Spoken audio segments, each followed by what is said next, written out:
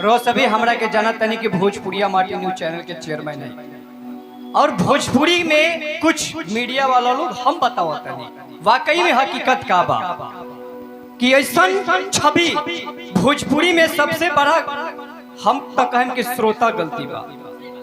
सही बात है। समाज के लिए इतना जरूरी है कि आप सब अच्छे गाने को सपोर्ट करें, ये हम भी कहेंगे।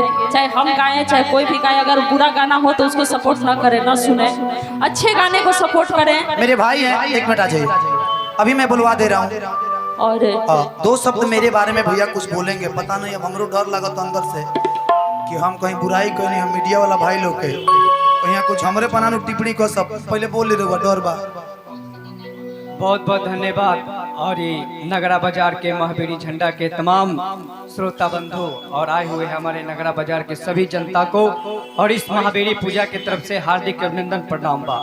रो सभी हमरा के जाना तनी कि भोजपुरिया माटी न्यूज चैनल के चेयरमैन है और तमाम इहो लोग जानते नहीं कि छोट बचपन से 7 साल से भोजपुरी इंडस्ट्रीज में काम करने वाले, तब से काम करते नहीं कि जब से हमारे धनंजय भाई, रुचि जी, तमाम टीम लोग बा हमारे साथ में।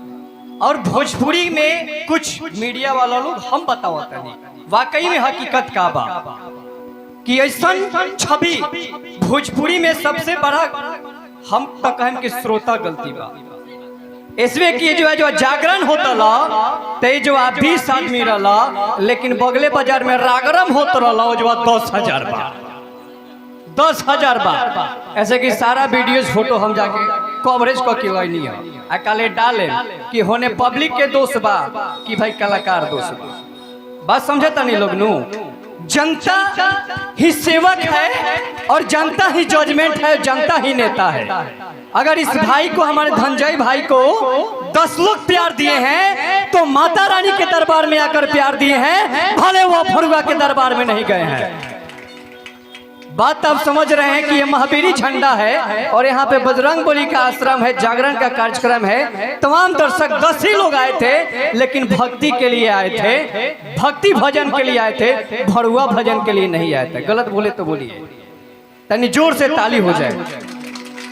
क्योंकि अगर दर्शक चाहे तो एक छोटे से स्टार को जो जीरो है वो उसको हीरो बना दिया जाता है। खेसारी लाल यादव को सभी लोग जानते हैं कि लवंडा का नाच करते थे, पवन सिंह को जानते थे कि क्या करते थे। तमाम ऐसे भोजपुरी के कलाकार हैं जो लोग जानते हैं कि उनका पूर्व का क्या हाल था, अभी वर्तमान का क्या हाल है।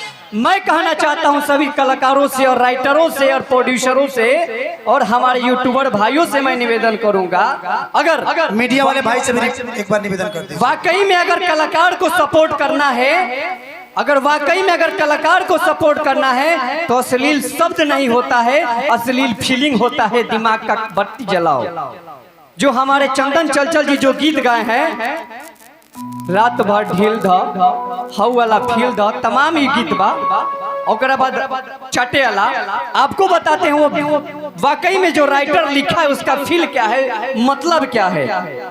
एक देवर भौजाई का मतलब समझते हैं कितना प्रेम का रिश्ता होता है ना। लेकिन एक गोतनी है और 2 गोतनी है एक ही घर में, और दोनों गोतनी, एक का गोतनी पिया पटना रहता रे और एक के गोतनी के घरे में रहता रे।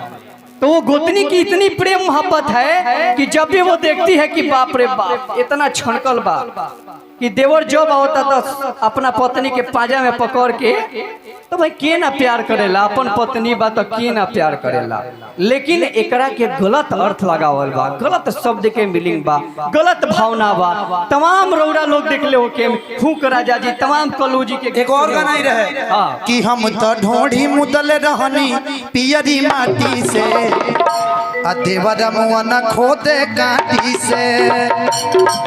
लेकिन इमे रहस्य रहे, जानतनी हमने के जो डेहरी होला नोकरा के जानतनी का कहल जाला, ढोढ़ी कहल जाला। ओकरा कोई ओकरा का मुदले रहे, हो सकला कि ओय में ढोढ़िया में ओमे जो चंदन जी कहले बड़ा हो सकला कोई मान ले कि ओकरा कहतर कि पियावा न दिया पटना बा देवरा ढोणी चटना बा त मान ले कोई कहीं हो सकला कि रसगुल्ला देलो ओकरा चाटो तो ओकरा मजा उठ होई में दाना बेसु सोर लगेला। अरे जानता नहीं कितना लोग तो लिपस्टिक चटना गा देले बा, ढोरी चटना गा देले बा, और का कहल जाला पेस्ट चटना गा देले बा। आज के गीत के तो मत कहीं, पहले के गीत जौन होत रहला, गीत संगीत जौन होत रहला, जौन सीडी कैसेट में लोग देखत नहीं है कितना मजा आनंद आता। लेकिन आज के जब फास्ट भइल बा तो यूट्यूब नहीं ब्लूटूथ नियर डाउन करी, वाईफाई नियर भेजी, हॉटस्पॉट से कनेक्ट करी, अब पूरा मार्केट में छा जाए।